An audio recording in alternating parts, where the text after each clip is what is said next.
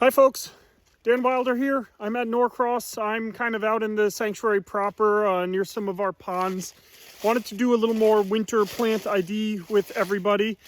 There's a plant out here that I'm always looking for. This is Sassafras. Let me get this one into, there we go. So Sassafras is an interesting species. It's one, as I said, that I'm always looking out for a couple different reasons. First off, it's generally uncommon in my area. Not rare, but uncommon enough where I get excited when I run into it. Also, from an ecological point of view, it tends to support some species that are really not supported by a lot of other plants, a couple specialists. Things like the spicebush swallowtail, a couple other swallowtails, a lot of bees, big fans of the flowers on this one.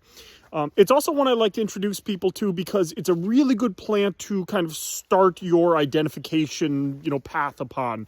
During the growing season, this is a species that has, I wish I had leaves on the ground, but they don't tend to hang around very long. Well, there's one.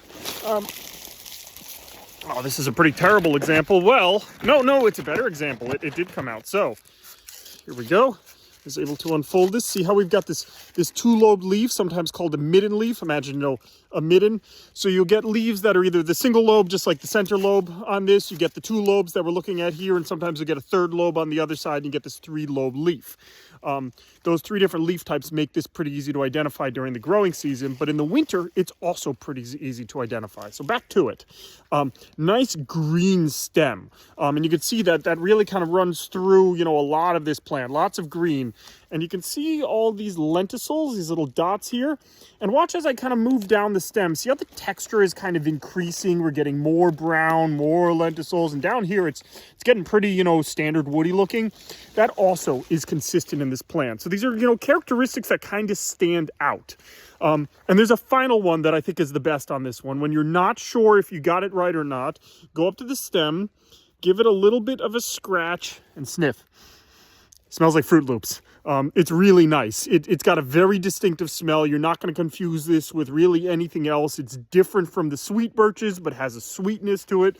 It's definitely different from the cherries that are astringent. It smells like sassafras.